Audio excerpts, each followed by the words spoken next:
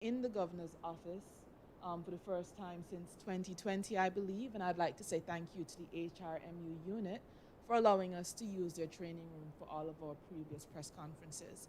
This afternoon, we've got HE doing his regular press conference briefing, and we also have a very special guest, Dr. Mike Piankowski.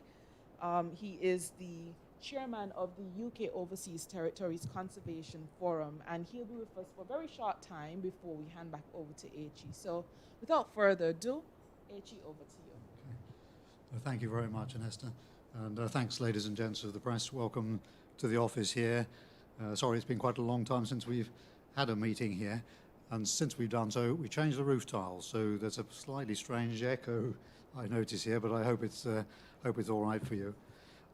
I wanted to start off by just talking very briefly about climate change.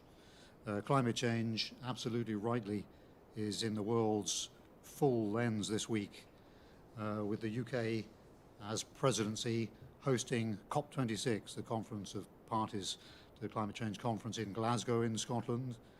And I don't know if folks had a chance to see, but I was listening myself to some of the summary statements last night, and I was very struck by the UK Prime Minister Boris Johnson's sort of summing up of it.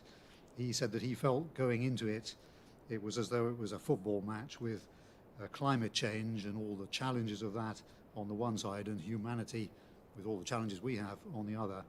And going into it, he thought the scoreline was about 5-1, with us on the human side, on the one side of that scoreline. His summary was that when we came to the end yesterday of the 2.5 days of the leaders part of the conference, so that's 120 or more national leaders coming together in Glasgow. At the end of that part, he thought the scoreline had moved a bit. It was certainly 5-2, and it might have been more in the order of 5-3. And he was hopeful that come the end of the whole conference, there's a further week and a half or so of negotiations between country representatives, that we might be in with a sporting chance of levelling it up at 5-5. That's his analogy, but I thought it was rather a powerful and a clear picture. And when you look at what's been achieved, it isn't, of course, just in the last 2.5 days. It's all the preparation for it. But it is good stuff. I've seen it summed up as coal, cash, cows, cars and trees. Big commitments on all of those issues. An agreement to stop deforestation, dead in the water, if that isn't a conflict of metaphors, by 2030. Major reduction in human production of methane gas, one of the most potent climate change gases, by 2030.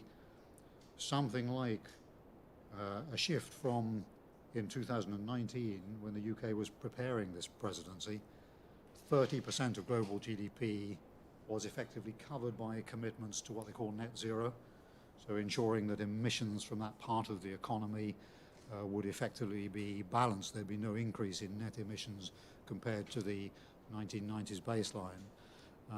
Now that's risen to over 90% of the world's economy.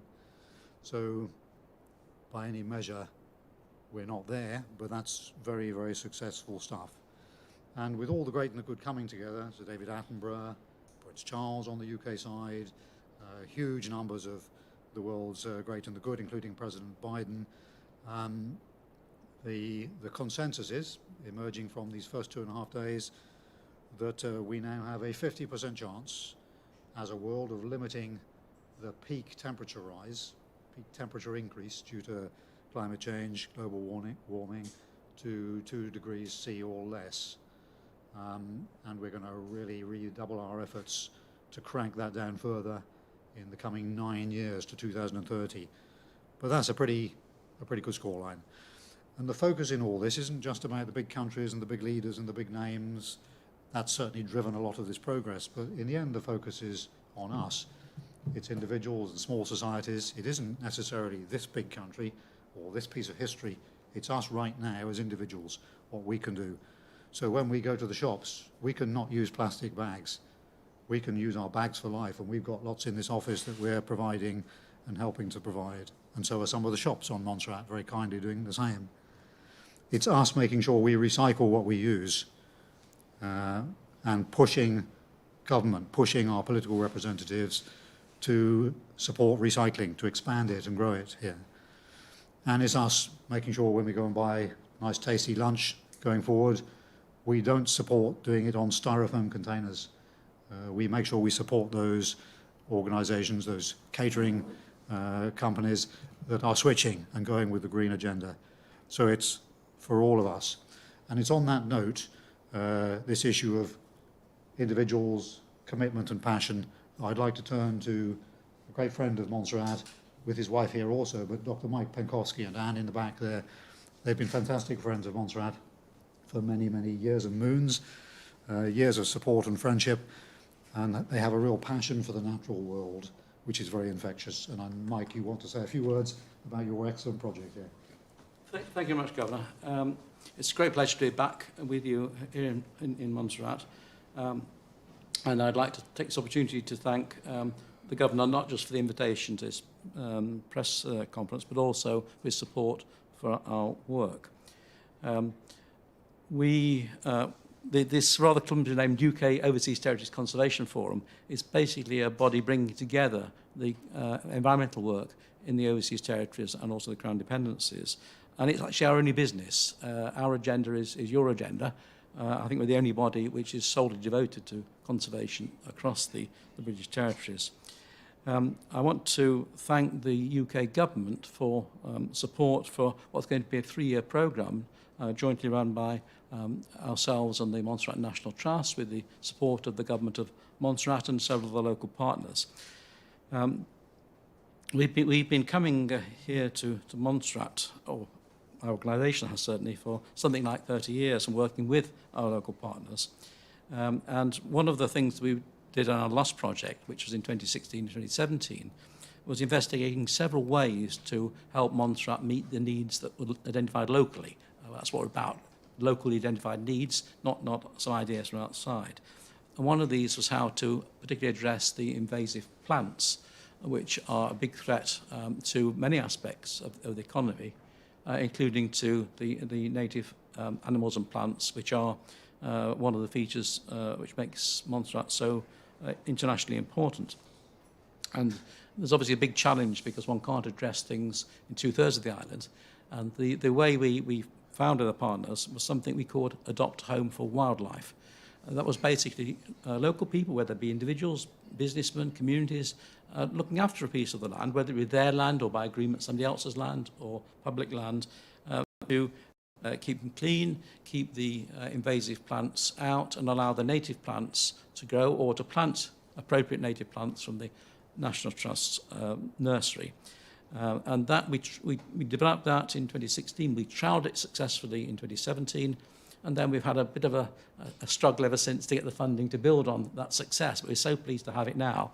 And for the next 3 years, we're going to be working with our local partners on this exercise to build up this idea, to build on the 3 very loyal partners we had stayed with us during the interregnum, if you like, and to have more partners and expand the aspects of this, certainly to build up more involvement of the schools, which is something we were just starting at the end of the pilot, and some aspects as well.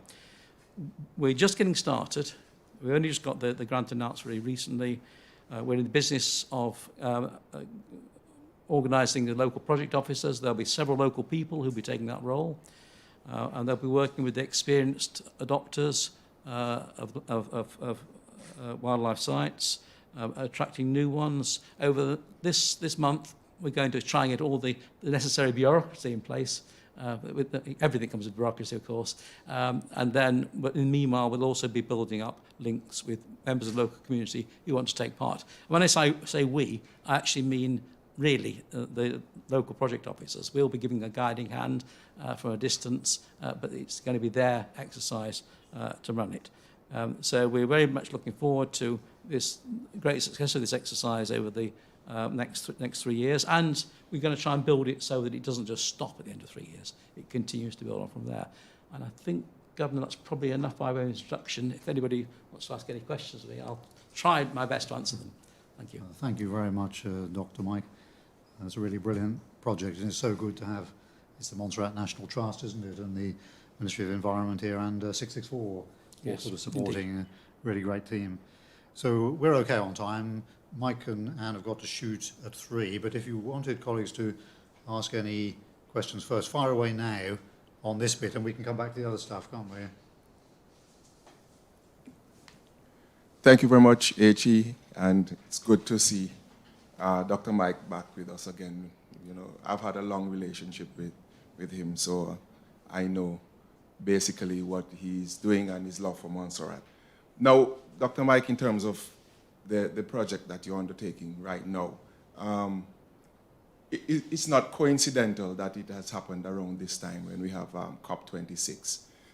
For us here in Montserrat, how does this tie in to the whole green push, if I want to put it that way? I think that's a very good question, because what's often overlooked is addressing the climate change issue is so closely integrated with the biodiversity, the wildlife issue. And unless you're approaching the two together, you're not going to win this. And I think, as the Governor was saying, that we've all got our part to play. And I think probably in the wildlife situation, it's even more so. It's only going to work if things are done locally, because people want to do it and address their local environment, which affects their quality of life. It also affects the economy. The more natural environment you have, the more you're going to be able to build up your tourism feature again. The more that the nature is there. There's an important aspect of the project will be addressing native pollinators, so important for small-scale agriculture, and possibly other local products as well, depending on the environment. So I think there are lots of opportunities there. In terms of the funding for what you are doing now, I know that we've been doing this for a while now in terms of getting additional or trying to secure additional funding to push these projects forward. How challenging was that around this time, or are we seeing Montserrat getting a portion of the money to go green fully? I think the situation's in common for most of the overseas territories. While being very grateful for the British government's grant, overall, we, and I speak as our organisation, rather than speaking for the Governor here, feel that the British government should be providing more for the environment of the overseas territories. In proportion to the importance of the wildlife in global terms, there's much less per endemic species, per species that only occurs in one area than there is on the spend within Great Britain. But in terms of, so there's great competition for the funds which are available, and that's not brilliantly productive, because the people doing the applications are largely conservation bodies. Time writing applications is time they're not spending on doing conservation. So we would like to see slightly less competition there, because it's good projects that are getting turned away. But the only way we can do this is by more funding. For example, in our project, it was rated by the independent assessors for the funders as fully fulfilled. But it still took us a gap of 3 years to get the money to continue. So again, we're grateful for the money we get and for the voluntary support we get, because quite a high proportion of the funding we receive from government is matched by contributions from people who donate their time to us, and from the point of the Montserrat National Trust are donating quite a lot of facilities into the project as well. So it's very much a shared exercise, and of course the adopters are volunteers working in their own environment as well. So, thank you. Okay, good afternoon. Dwight Sampson from DS Media. I have a question to Mike.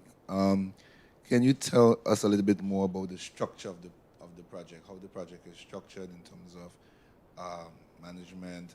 You spoke about project officers, and I heard a bit of something about lands and public lands and so on. We know that lands traditionally has been a tribalistic issue. Yeah. And you don't want person just walking onto people's land and stuff like that. So a bit about how the structure of this project is structured. I know you also spoke about National Trust and their involvement in Governor's Office and so on. But basically, who will be running the project? locally, because you're not here full time, from what I'm gathering. And what is the expected goals of the project in the end? Okay. Let me say, first of all, on one of the points you raised, that nobody's doing anything on anybody's land without full agreement. We don't work that way, actually. So, and if it's public land, then it's got to be done by approval of the governmental bodies, and I would hope in consultation with the relevant community as well. In terms of the structure, we've been slightly criticised for not coming here with a plan. Well, actually, we've got a plan. It's a general plan, though. But one of the things we always try and do is work out with the people who have the local interest what they want and how they want to do it. So our grant is against the general structure, which itself was worked out with local people. And within that, we're going to work very rapidly to fill in the details in consultation throughout. We haven't got a great plan drawn up in the UK because, to my mind, that's not going to work. You need to have the local involvement at all the stages. The overall responsibility of the project, and we have to account for the UK public monies which are put into it as well as the others, lies jointly with our UK Overseas Territories Conservation Forum and the Monstera National Trust. So the individuals concerned who are overall responsible for it will be our executive director of the forum, Catherine Wensink, and myself, and Mrs. Rita Francis from the National Trust. Within that then structure, we've got an advisory group composing of personnel from both those bodies, the Environment Ministry when they want to be involved in that too, and also the some of the experienced adopters already, and that will also build up with others too. The project officers, basically we have funds for just over one full-time project officer, but we're not going to do it that way. We're going to have several part-time project officers.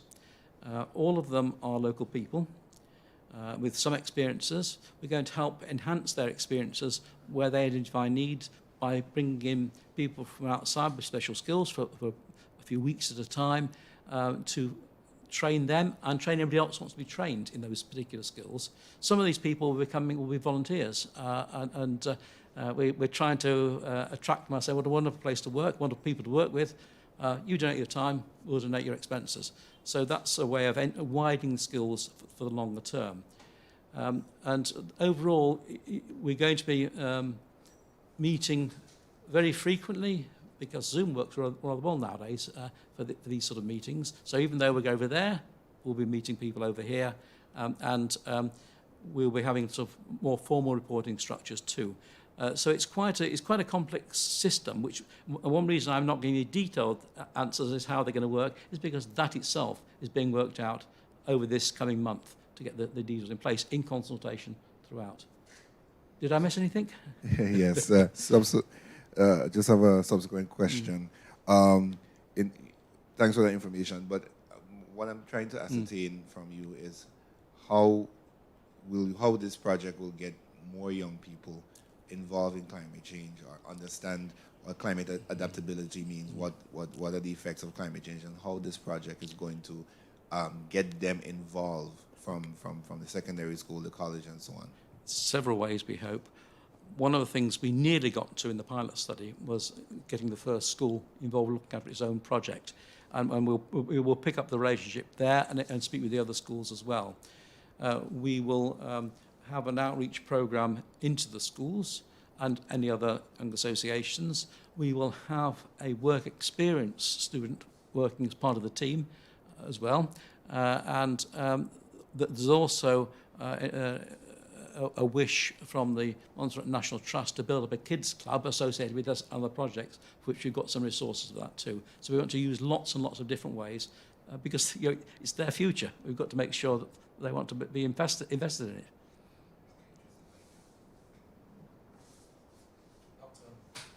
You said you're absolutely no stranger to us. You've been here with us a long time. But between you and him, you touched on a situation where you said funding was a little difficult to come by, that sort of thing. But isn't it fair to say that that is because we, Montserrat, this is a discussion that I will have and will continue to have with the governor and all of them for a long time. Isn't it fair to say that we were the ones who have neglected to appreciate the fact that the British government, UK government, says that the OTs, when it comes to the biodiversity, that's their strongest and that's their best and so on, and that's why we're going. So isn't it fair to say that perhaps we were the ones who were laxed in really pushing forward our... Well, everybody on Monstera is very polite, of course, which has advantages and disadvantages. I think we combined are making progress with the British government. I won't embarrass the government by saying he's probably for helping in that too.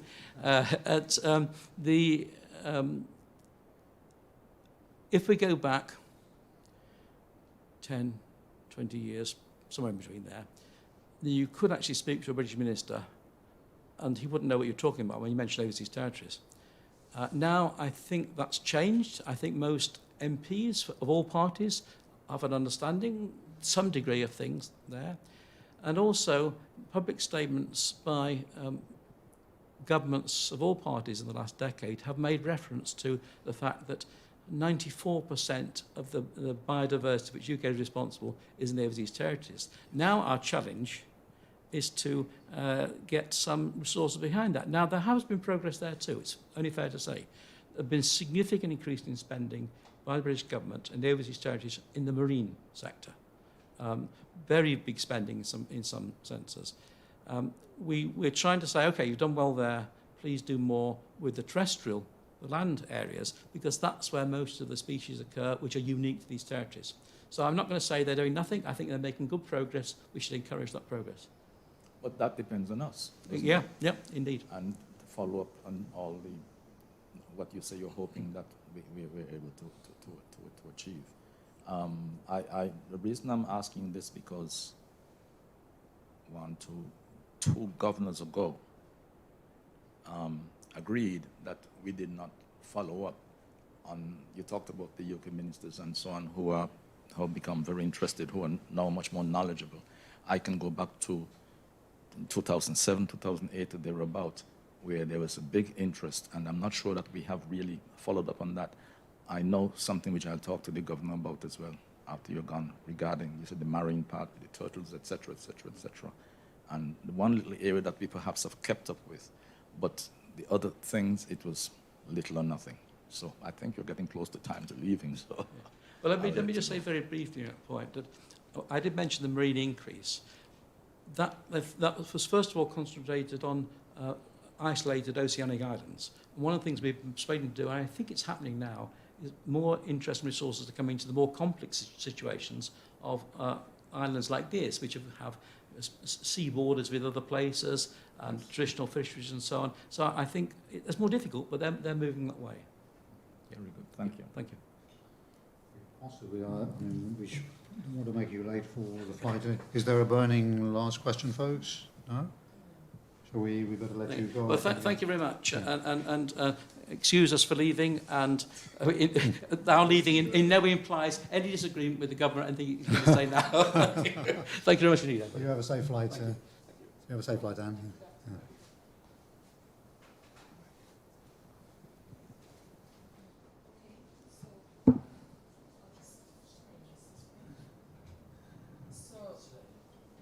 Now that we've finished with Dr. Mike's section of our press conference, I hope everyone can hear me. I hope everyone can hear me. We're now going to move on to the traditional parts of what we do. H.E. will make his opening remarks, further opening remarks, and then we're opening the floor to the rest of you for questions. Okay, thank you very much, Anesta. That's great. Well, my main starting point was indeed climate change, and we've covered that, but very happy to answer questions later on that. The two other things I just wanted to take the opportunity to flag at the start here. The second item was COVID. We can't have a press conference without mentioning COVID these days. I wanted to say again that I think Montserrat is doing very well in the way it's handling the COVID threat, and real sincere thanks to all our frontline defenders for Montserrat community, in the health ministry and police and immigration. They're doing a really great job. We are now, I think, down to just 2 active cases on the island, and both are recovering, thankfully. So that's very good news for us. Don't want to tempt fate, but that is a good position. But COVID is a tricky adversary. There are some strange, sometimes a bit counterintuitive developments with this pandemic, and we're not out of the woods yet. So we definitely need to keep alert, and we need to keep reviewing our mix of controls of COVID, our defences against COVID flexibly, and be very much guided by the science, which is evolving necessarily. In all of that, vaccination is a pillar. Vaccination remains the key. That is the very, very strong, united view of the world's experts, the WHO, PAHO, the UK's agency, the American agency. They're all united in this. Vaccination is the key. Obviously, it is a personal decision, and there are some individuals who have reservations about vaccination for whatever reasons. We respect that. But please, collectively, we must understand that vaccination is the proven key to seeing off this pandemic. And the UK is absolutely foursquare behind Montserrat and all the overseas territories. Indeed, it's foursquare behind the rest of the world to the extent that the UK can help in its own way. It's committed to give 100 million doses to other countries and is already dispensing those, and very, very substantial sums of money to the WHO and its branches to help develop techniques against COVID. Here in Montserrat this afternoon, we have a consignment of AZ arriving. So people who wish to have a second injection, second vaccination, I think it's principally aimed at. We have now AZ arriving, hopefully almost exactly now, I think, at the airport. So there'll be a little more of that the health ministry will be dispensing. And a more substantial shipment of Pfizer vaccine is expected in November, alongside 2 sort of state-of-the-art cryogenic freezers, as the vaccine needs to be kept at very low temperatures. And what I would just want to urge on that is that it may be that our recent registration campaign here has perhaps not highlighted this in quite the way we might have done for various reasons, but we would all like to unite in advising that please be aware that if you want a Pfizer booster, if you've been vaccinated already with AZ and you would like to have a booster, the recommendation of the WHO and UK MHRA is you should have a booster. It boosts your protection. It's not to say that the protection you already have isn't solid, but with these changing facets of the disease, the advice is to have a booster for extra assurance. Please do take advantage of this. Please do contact the government here, health ministry here, who obviously lead in this area, not me, but please do take advantage of this, this option for the booster. At the moment, our registrations for the booster are very low in Montserrat. People in the UK are worried about the very low take-up of the booster option here. It's lower than in any other part of the British family, and this is in our interest, is to protect us and our families and our children going forward. So I just wanted to flag that. And then the last point is that we're coming up to that time of the season when it's sort of acronym time. We've got FAM, Financial Aid Mission, in December, and JMC, Joint Ministerial Council, in November. Number of us in government will be going to the JMC and be away for a little bit in the middle of November. We will certainly have a press conference towards the end of the FAM, excuse me. I think we often have one at the start to set the scene as well, and absolutely delighted to answer questions on that. But just to set the scene a little bit for it, it's no secret that the UK's had a tough COVID. We've all had a tough COVID, but the UK's had a particularly tough COVID in terms of the ravages it's reaped in parts of our society. Over 100,000 British people have lost their lives, sadly, and a huge impact on the public finances, which are very stretched, and there's a particularly big underlying jump in our national debt. So being realistic and pragmatic, and Montserratians, I know you're resilient community, you know the way the world is. This is going to be a tough FAM. It's not going to be a FAM when there's a lot of extra money easily plucked from the trees, if I can put it that way. It's going to be one where we need to be very pragmatic, and we need to look at our own needs and interests through a prism of simplification and value. We can simplify what we do here.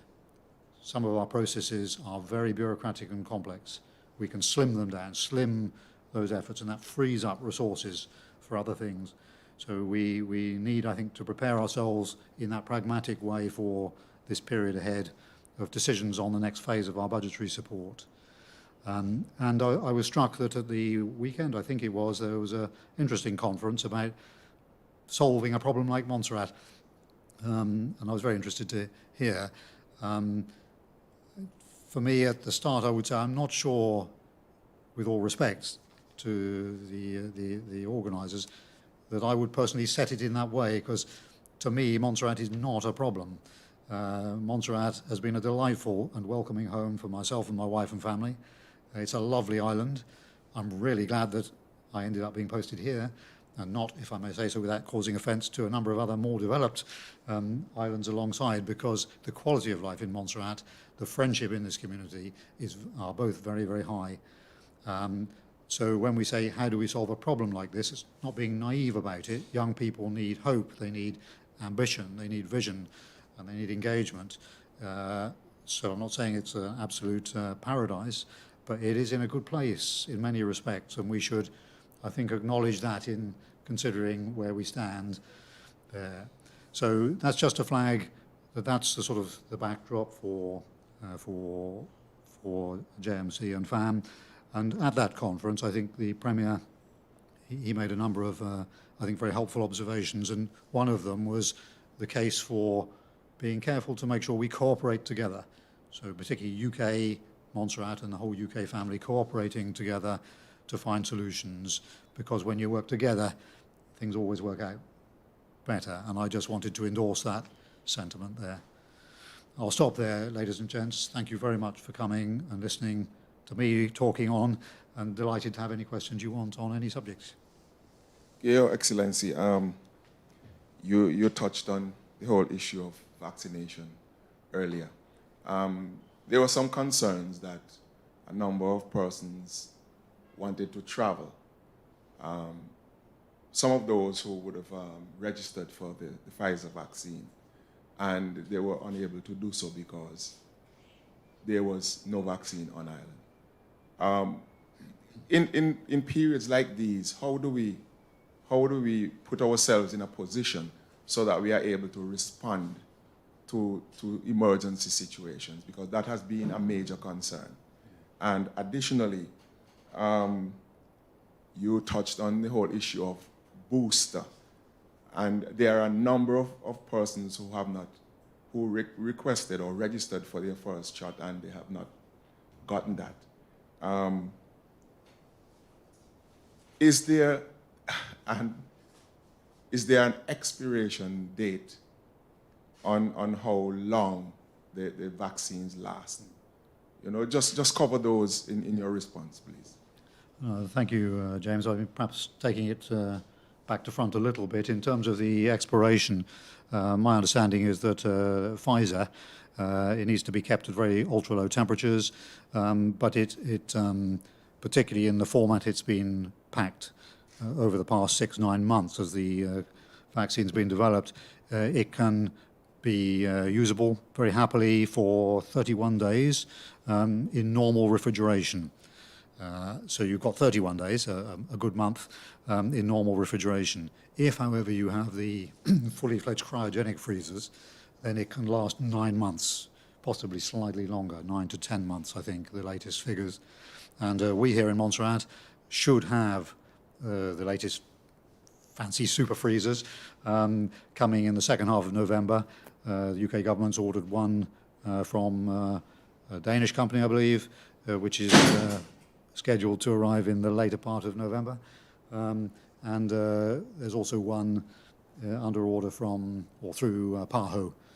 When we have those, which we hopefully will get, then this next consignment of Pfizer, just under 1,200 doses in a tray is the minimum. That should see us 9 months if we need it.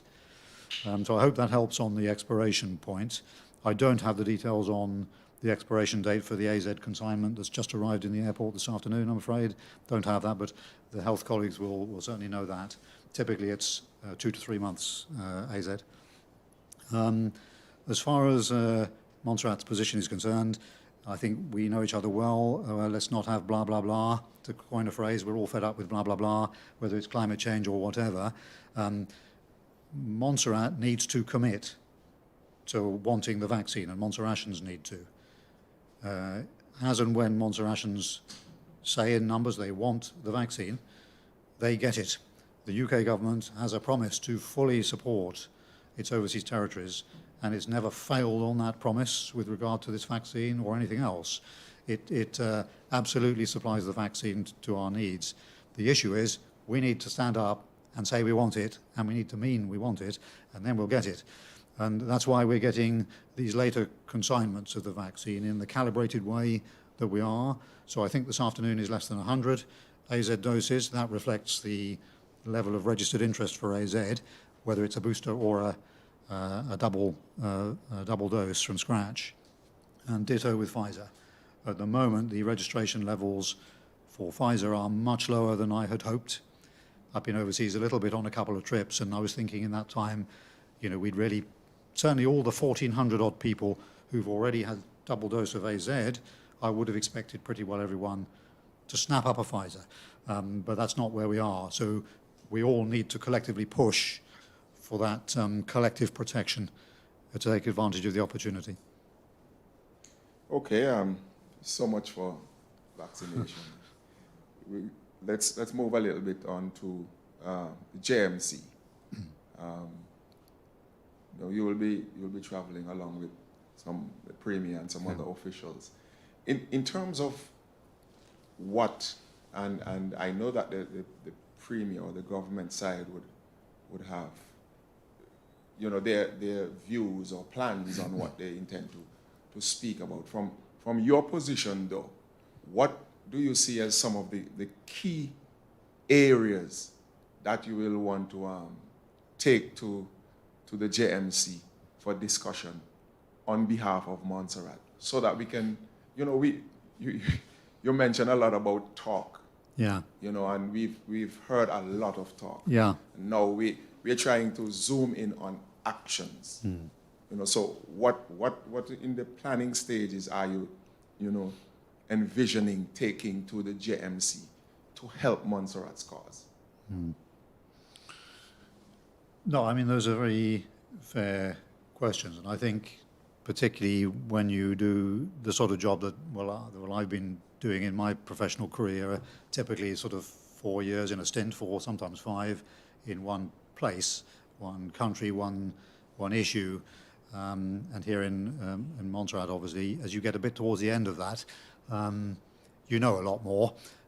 You often, I certainly do now, wish that I'd come here with the knowledge and understanding and intuition that I've got in the past 4 years.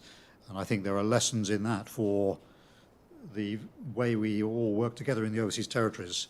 These short, rapid learning curves, I think, are an issue for the FCDO, as it's called, the merged ministry. There's certainly been an issue for me personally, so I would make that point at the start.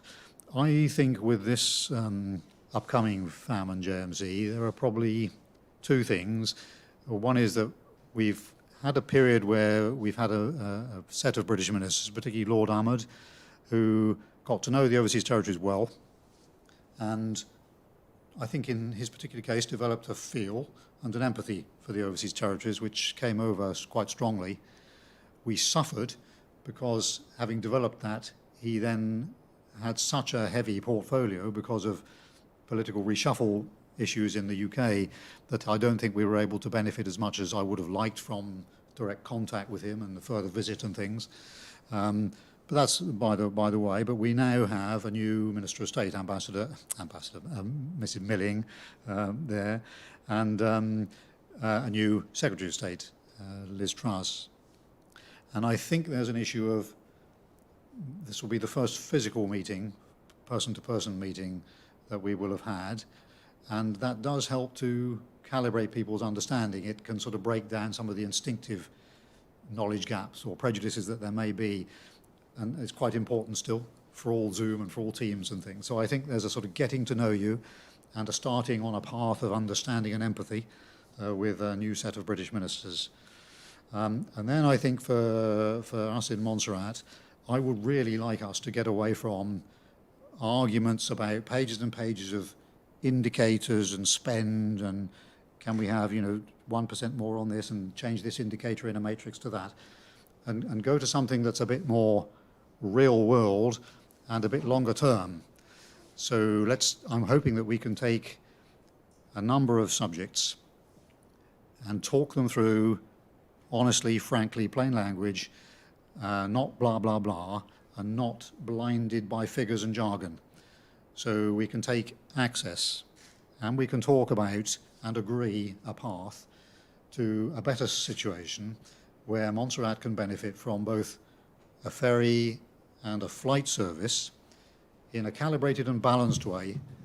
So it does the business for Montserrat. It gives us both sorts of service, both of which have a place, but it doesn't involve us sort of just carrying over with history and paying different people to compete against each other from public funds. We need to move to a better, clearer, simpler place and then stick to it and make it really work. And it might mean we own and run our own ferry, for example, rather than always contracting out.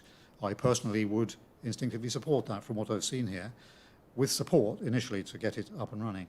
And it's not for me to decide, but as we're having this press conference, that's the sort of area I would like to see us develop. And not just access, but also if you take public sector salaries and allowances, I'm very conscious as someone who is responsible as heads the public service, with the DG kindly bearing the day-to-day senior management load. There has not been a real shift for the public service in my time here. They've had to manage with an unsatisfactory structure of allowances and pay, low basic levels of pay, complex allowances. We can do better than that. We can cut all the confusion and the mix, and we can move to something that's better. You get a rate of pay, and that's it. That's the pay for the job.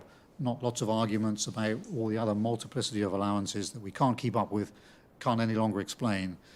So I would like a strategic shift in that. We're not going to wave a wand and do that just in December, but if we can agree that approach, we can give people a pathway, a sort of, to use a phrase, a strategy to a better medium term. And there's altogether 8 issues that we've agreed that we want to cover in that strategic way. And I would like to really drive those forward so that I can feel set on a better path towards a clearer horizon there. Malak Mackenzie Weeks, Allegheny Express News. H.E., the budget, UK budget. They just announced the UK budget.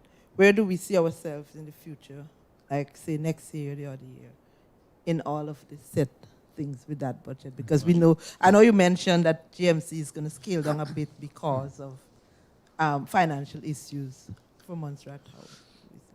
Yeah, thank you. I mean, the budget's been announced, and as part of the budget, the figures were set for what's called a spending review, or an SRI in the jargon. So the sort of planned envelopes of money for all the big British ministries has been set for the coming 3 years. We've therefore got a sort of firmer planning horizon. So that the FCDO knows what its budget broadly is for the next 3 years. But within that, the exact division of the spoils, if I can put it that way, rather politically incorrectly, between different parts of the world and different functions is not fully settled. But my understanding is that the overseas territories part of the FCDO has basically been assured that it's not going to be facing significant cuts. There's a recognition that the overseas territories rightly has a high priority, particularly actually us and the budgetarily supported territories. So that's good news. You, I think, expect me to be frank. I don't think there's a lot of scope for major increases. There's clearly scope for discussion, around the sort of plus-minus side of the baseline, particularly the plus side of the baseline, but not major qualitative shifts in funding, certainly not on the running cost side. So I think being realistic, that's why I was mentioning earlier that we've got that sort of pragmatic backdrop, and it behoves us to look to simplify and hone the value of the ways we spend money. There is an issue of this thing called SIPREG. Now I've can't immediately remember what it stands for, to my shame. But it's a capital investment program for resilient economic growth. I think it's, thank you. And it's a very good thing. It had a slightly wobbly start here, but it's now found its stride, and it's delivering, I think, some really good things for Montserrat. I'm really pleased with the way it's going. The next big thing from it will be a new hospital, £15 million, probably with construction starting the back end of next year. And from what I've seen of the design, it looks really good. It'll be a really nice hospital for Montserrat. Not before time, but there you are. There is a case for starting discussions about further capital support, because these things take a long time, and the next phase of capital support for Montserrat is probably more complex. So it isn't on the agenda. There isn't a sort of son or daughter of SIPREG yet on the formal agenda, but I think it needs to be starting to be discussed to scope out our thinking, because capital investment programs take a long time, as Montserrat knows. Don't know if that gives you... Yes, Yeah. thank you. I'm going to bring this home now. SVG incident, can we get a little update? I think when that incident happened, there was a lot of silence coming from the heads overall. The health. And when I mean overall, it happened and we were there, what next, sort of. And it gave our man in the street a scope to get on the radio and say what they feel, and even on social media to say what they feel. So my thing is, if we have things happening, we need to get it out into the media so that we have a positive response to it, rather than just have people guess what is happening. But I do ask for an update on that incident. SVG incident. Okay, that's understood. I mean, firstly, just to say, I think it was in the end 3 passengers who had some injuries. 2, I think, were in the hospital briefly. So, very, very sorry that happened to our guests and visitors. I understand that all have fortunately recovered well on the way to full recoveries. So, that's excellent news, and I'm sure we will join together in wishing them well and offering our apologies that they had that unhappy arrival here in Montserrat. As far as the accident itself is concerned, I can't tell you exactly what happened and what was the cause and precisely what corrective action needs to be taken, because it's not my lead, and the investigation is still in train, and the investigation is being handled, led by the AAIB, Air Accident Investigation Branch, with support from a number of different other bodies. And they can take a little bit of time to sort of trawl through. They want to make sure they get the thing absolutely correct. So I don't think we're going to sort of get that full report, hot on our desks in the coming 2 or 3 weeks. It's going to be a little bit longer than that, and we do just have to be patient for that full expert analysis. But as you'd expect, the first questions we asked were, is there evidence to believe that there's a safety concern for further flights by our Islander aircraft into Montserrat? And some initial soundings were taken by the AAIB and the accident investigators, and they concluded from those that there are no grounds for safety concern, and therefore they were happy for us to reopen the airport and for flights to resume. And that's quite common with very minor, these are classed really as very minor incidents. I know they aren't for the 2 or 3 individuals who were hurt in them. They're not at all minor, but in the bigger scheme of things in the airline industry, those are minor, relatively minor incidents. And so that's the position. We've had that very strong professional expert assurance that there are no grounds for security concerns. There will be obviously a report, and it will conclude that there was a cause. I have an understanding of where the cause was, and from what I've been told in confidence, and the likely reaction to that, likely response to that, would need to be just some checks on certain response procedures and check procedures. But those were already informally, I'm sure, in place. But there are no grounds for us as travellers. I'm travelling myself in a week's time, I think, to the JMC. There are no grounds for us to have any different concerns from those we might have in travelling, might have had, before the incident there. I do appreciate you want really a sort of taste of the Air Accident Investigation Branch findings, but we just can't do that, I'm afraid. Okay, good afternoon, Governor. Hi. Again, Dwight Sampson from DS Media. Now, the question that my colleague Weeks asked was one of the questions. I have a number of questions, but it's one of the questions I wanted to ask. And it was from a different approach. Now, this accident that took place with the SVG airline comes directly on the heel of restoration works that was done on the airport's runway. Prior to that, there was an accident shortly before where we had stopped all flights when there was rain, etc. So this accident comes on the heels of the repair works being done to the runway, something that we all praised and were happy for. In addition to that, Governor, 2 or 3 weeks ago we had some heavy downpour of rain that would have seen significant flooding in the Cars Bay area, another project that was recently completed. My question is, and I know this is not probably a question directly to you, but I wanted to be on the record, are we really getting value for money with these major projects that we are undertaking? And what assessments and measures that are put in place to ensure that there is value for money when we are conducting these major projects? The Causeway project, the airport project, we almost at the completion of the airport tower. Now, I want to put on the record also that this is not a citation against the contractors. I think that the issue goes deeper. So I'm asking you directly, what are we getting value for money with these projects? Right. Well, I think as far as these projects, we call them the SIPREG projects, are concerned, so that's the airport runway and the airport tower and a number of others, the fibre optic cable and things. My view, from what I see in my position on it, is that we are getting very good value as an island for those.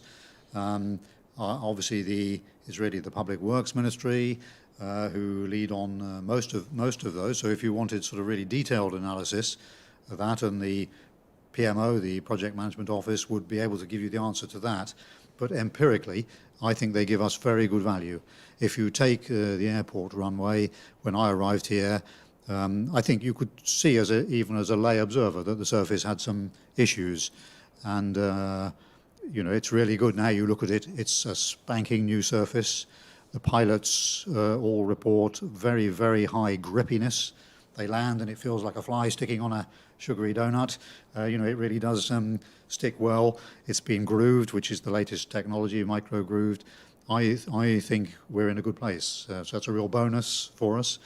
The control tower, yes, it's a little bit delayed, but it's taking shape. It's a much bigger, stronger tower, and equipment, new digital equipment is lined up to go inside it. So we need to be a little patient with some of the sort of delays that are quite common in construction, but in the early part of next year, January, possibly slipping into February, we should be able to, sort of, inaugurate our control tower, highest building on the island, robust, and with good kit inside it. So I would say those two are good projects, and the level of sort of management, evaluation and grip of the projects, I think, is strong. I sit on the steering committee, which oversees them, and I'm quite a challenging individual by my background and character, and I ask lots of questions, and I get pretty decent answers. So I feel confident and happy with that. On the thing about the Causeway, I'm not quite sighted on what this project is that seems to have caused the flooding. I'm afraid I don't quite know the history of all that.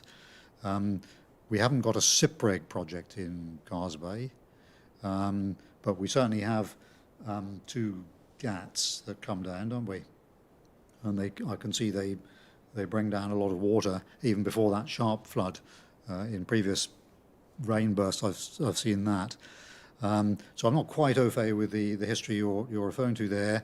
May have been a touch before my time, but I would just say that Montserrat has put in a bid to the Caribbean Biodiversity Fund, which is a very generous regional fund that Montserrat, I think, is the only overseas territory that's allowed to bid to it. We have put in a bid to secure support for a project in sort of Cars Bay and, is it called Piper's Pond, which would strengthen the sea defences there in a natural way. So it's no longer the thing that you pile up loads of concrete and steel. That's not the recognised, accepted, best practice approach. You use the lie of the land and use natural techniques. Excuse me. But the aim is to do that, and at the same time to resuscitate that beautiful fort there, little fort, the Causeway Fort, which we used for the Duke of Edinburgh's sort of funeral salutation, and to try to regenerate some of the lovely wetland and mangrove area that we had before in the Piper's Pond area. So you get sort of win-win, and by regenerating those natural areas, help to defend ourselves against the sort of flash flooding that came through that day. The project is quite complex. There's Government of Montserrat's involved in it, and the Montserrat National Trust is a partner. But I think it's a really good scheme. As I say, I don't quite know the issue you're focused on there, but I feel this might be the answer for it, if we're lucky and we get support. Okay, thank you, Governor. I raised the point because it has been cited in the media that the Causeway Bridge and drainage project was failed. Yes, I've seen that from certain persons, basically because the water that came down was not able to be let out. So that's why I wanted to put the question. I mean, I was not saying that it was a part of the SIPREG project, or it was a SIPREG project, but the bridge was recently opened. I believe it's not more than 2 years, if so much. Yeah. That bridge was opened. Well, maybe was commissioned and opened. Maybe, Dwight, sorry to interrupt you, but maybe the Public Works team could do a sort of quick lessons learned look at that. I wasn't aware of that, but the bridge itself is pretty strong, isn't it? It's strong and bigger than we had before. The aperture underneath it is stronger, so it could take a bigger volume of water out through the gat onto the beach and out to the sea. Maybe there's an issue with the flanking protection. I don't know, but perhaps Public Works would be good to have a look at it. Yeah, they did release some information as probably what caused the flooding in the aftermath. But I do believe that some of these issues, as Weeks would have alluded to, there's a general consensus of silence when certain things happen, which leaves public assumptions that may be not positive and negative in many ways. But moving along to my next question, the island has been faced with repeated electricity outages from starting June, July of this year. Of course, it has been occurring for years, but particularly this year, it's been started to occur in June, July of this year. There have been blatant silence on the matter. We have seen notices coming up from the Communications and Works Ministry with just snippets of information as to what's causing the power outages. One of the things that has come into us at DS Media is that a lot of persons were affected in terms of the loss of household equipment and appliances as a result of the surge of electricity when the power is restored.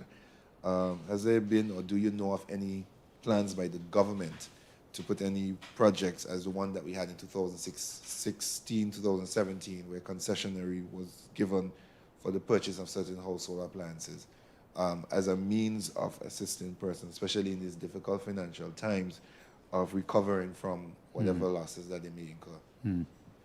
No, thank you, Dwight. I'm afraid I can't give you a very definitive answer to those questions because they're very much outside the Governor and Governor's office's remit. Well, yeah, that's true, but it should be really the Public Works Ministry that speak to those sort of issues in detail. But Dr. Sami, I know, does certainly care very deeply about it. He's briefed Cabinet with the concerns, and I think he's done a couple of briefings for the public. I think I've heard on the radio explaining. I'm not brilliant with the electrical technical details, but it seems quite a complex set of issues that he's explained. What I would say is that absolutely sympathise with people over the issues with the electrical equipment at home. It's expensive stuff. It's particularly expensive on Montserrat because of the extra import costs and things. And when it blows, you're really stuck. So I feel very sorry for people who've suffered that. I have suffered a bit myself as well with it. I think it would not be unreasonable for government to consider some form of advice or support. It's not for me to say. One practical thing that I found does work a little bit is the surge protectors. They're not hugely expensive, and if you have particular kit that is vulnerable, for a modest investment, the surge protectors can help you quite a bit with that. I'm sure Dr. Sami and the Public Works team and Mull would give better advice on exactly what types and things, but I found those have helped me and my family a bit at home. But I think the question you ask is a very reasonable one, and I'm sure that Dr. Sami and his team would be prepared to look at that. Obviously, I can't give a commitment. We don't have immediately funds for any major support, but I think it's not an unreasonable request to make. Didn't introduce myself before. Bennett Roach, the Montserrat Report. I think everybody knows that. Yes. Governor, back to COP26. I didn't quite hear the meaning of your 5 to 1, 5 to 3, 5 to 5. Right. What was that about? What was that describing? Well, it was a bit of a caricature, Bennett. It was the British Prime Minister Boris Johnson was speaking at the concluding podium after the 2.5 days of leader-level meetings, and he said that when he came to Glasgow, that the scoreline between humanity on the one side and the climate change global warming threat on the other was 5-1 to global warming. So 5-1 was beating us. Sorry, the global warming was beating us, and we were under pressure. He thought at the end of the 2.5 days of the leaders' meeting, it was more like 5-2, possibly 5-3. And he said, given the way the mood of the meeting had gone and parameters for negotiation, in the coming 1.5 weeks of high-level negotiation, he was hopeful that we could bring it to 5-4 or even 5-all by the end of the whole shooting match. That was where he was coming from. I've not been really following, but I did hear a little part of Mia Marrow, Prime Minister Mia Marrow's, Mia Motley. How can I forget that? Mia Motley. Her presentation, very powerful, in favor of the Caribbean, who are among the people who have suffered a lot. Don't know if it's most, but have suffered a lot as the truth about climate change and what it's doing. COVID. Lots of questions one can ask, but there's a question that I've been burning about and never been able to really quite understand. I remember you'll recall perhaps in our private interview session that we had, where I had put some blame, if you like, to us not following our own, I won't say protocols, but our own measures that we had put in place and have not been following them well, and the result is that certain things happen. I want to know when is a case an active case? Or put it this way, when somebody is tested positive, there are those of us who know what that status is, but when is a case an active case? They keep referring to active cases. You mentioned there are 2 active cases right now. What makes a case active? Maybe that's what I should ask. Well, look, it's a good question. I think if you're looking for really precise technical definitions, then you really do need to ask that more to the CMO or Dr. Hazel, because they'll give you absolutely the best expert answer. But for layman's purposes, layperson's purposes, an active case is when you've had a positive PCR test, so it shows you have the virus at a measurable load inside your body, and whether or not you're showing symptoms, because a lot don't show any symptoms, if you've had that measurement, you're still active. And when you become inactive and you've had or recovered, you've had the infection, you need the scientific test. The definition is 2 successive negative COVID tests within. Now, you better ask Dr. Hazel. I think it's 2 days. Well, you see, that's the whole thing. And I'm sorry that I had to be. I knew that You were knew tricky. Your answer. No. I expected your answer. Yeah. So you gave me the answer I expected anyway.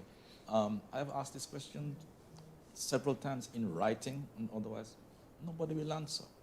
And the reason is, you see, I will then go on to say, do we have the data yet? I can't remember who was the visiting professor. Oh, Ian Cumming. Ian Cumming, yes, when he was here. And he had made the statement, I was in the UK when that happened, when we were doing this conference, and he had said in his thing that he didn't have access to certain information. And part of it is, of these active cases, how many people ended up showing symptoms, how many people ended up being hospitalized, etc., etc., etc. I think that's something I would like to know as I listen to all the different things, and there have been plenty, I mean, about the information and so on. Well, we have the data on that here in Montserrat. Do we? We have a relatively limited number of cases. It's 44, something like 44, and we have absolute full data on who was vaccinated, who wasn't, did they show symptoms. Who were, out of those people who were, was anyone, I know of one case, and it's a kind of a damning case, who was hospitalized, what treatment was given at any time? No, and we so have on all and that, so on. Bennett. Do they have those? Yeah, we absolutely have. Well, We know who was hospitalised, who wasn't, who was treated at home, who had Right. symptoms. We have all that.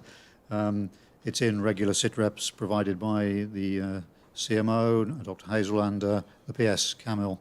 So I'm sure you can get that sort of information.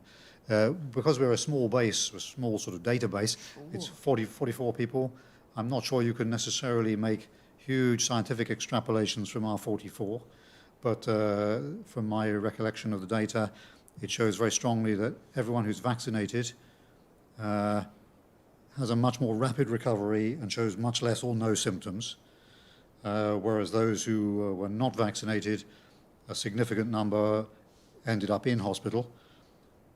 3 or 4 were on ventilators, and 1 very sadly passed away, as you know, an older lady from our community in May last year. So, but that's just my memory. Just ask Dr. Hazel or one of the team for the figures. There's nothing sensitive about them. They're public figures. Very important as far as I'm concerned, Governor, when you listen to the different things. I had asked some questions before I got here of PAHO today. Yeah. They briefed. Unfortunately, they didn't get to my questions, but I'm expecting to get an answer. And one of them had to do with mandates. And am I correct that Montserrat right now is not getting onto a mandate system where people, I have no problem with mandates as a person who's been following this for a lot, but where it is going to put further hardship on people if they choose not to accept the vaccine. Would this be a requirement, a mandate requirement for Montserrat? Is there any mandates being put on Montserrat? Well, the policy decisions on that are necessarily collective cabinet decisions, so it's not for me to say personally, but just to give an indication, as you've asked the question, I think it's unlikely here in Montserrat that government would want to mandate in that way. The community doesn't really work that way here. It's very much a consensual process in Montserrat, and so I'd be surprised if we wanted to take that step. But we certainly want to really encourage everybody to get vaccinated for all the reasons we've discussed, and people are fed up with yours truly speaking about. But we certainly want to do that. And of course, we live in a world where we can only leave Montserrat by going through other places, and the other places we're going through are free to set their own rules. And Antigua, of course, has, as you know, effectively mandated that people passing through Antigua must be vaccinated. That's their right to do that, but the impact it has on us is a practical mandate for any Montserratian who wants to travel. I don't know if That's something I'll probably take up. We should try and take up with the Premier. But I see Ernest is getting ready to throw me out.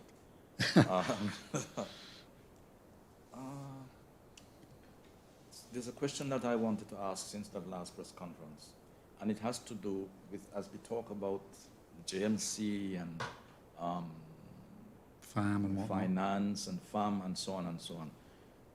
What is, I don't know, I'm not sure how I want to ask this question. It's dealing with good governance. It's a question, something I wanted to discuss with you and which I could have before we came to this press conference. What is the British government's position towards us or with us, and even yours separately, towards good governance in Montserrat? And how is it playing a part in some of the little problems that we claim to encounter? Not a simple question, but No, I mean, it's a big subject, that, isn't it, with a long history and lots of different angles to it. But, I mean, in simple terms, good governance is important. You know, you, ladies and gents of the media, your sort of professional role is partly, in fact, very largely, to hold governments to account, isn't it? And it's a very good thing you do. We see it all around the world. It's, and the British government would, I'm sure, acknowledge that. very strong. You know, and we want the media to be free and comfortable in challenging everybody, and including us. And I'm very happy to be challenged. It's not always comfortable being criticised. You know, as a representative, you tend to get quite a lot of criticism, but it's a good thing. Actually, it's a good thing. So first of all, thank you for the question. Please feel free to challenge in any way you want. But good governance is important. Not everyone agrees on what exactly the balance of good governance should be, and there's. Governor, do they even think about it? I think people do. Do you hear it come up in your what do I call it, in your discussions about any issue, especially when it comes to dealing with the British government? See, I'm trying to get their feeling towards us. Something they've expressed concern about, and is that something that you have expressed concern about? Well, it comes up quite a lot, the issue of good governance, because Montserrat as a small community has some particular challenges. People know each other here. This is a gentle community. This is not a violent or crime-struck community, which is all fantastic. But clearly there can be some sort of more white-collar issues, if I can put it that way, and we need to come together to make sure we're not allowing or encouraging those. But it does mean that the sort of structures that are set up for, you know, UK or, I don't know, Switzerland or something, don't necessarily translate well here, because they're too heavy, they're too complex for a small community where people know each other. And that's really what I would say in my time here, where we've been at the front line of trying to get things right, is creating simpler processes, less duplication, less complexity, so that you can, if you're worried about something, you can raise it with one qualified and capable individual organisation, and they take it, and they deal with it, and they've got teeth. That's what you really need, in simple terms. So it's a bit perhaps too long a discussion for a press conference, but we certainly push away at that.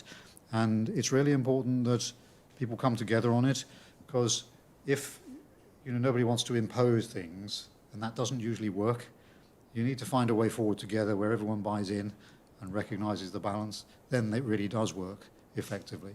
And I would say the UK government has faults like most governments.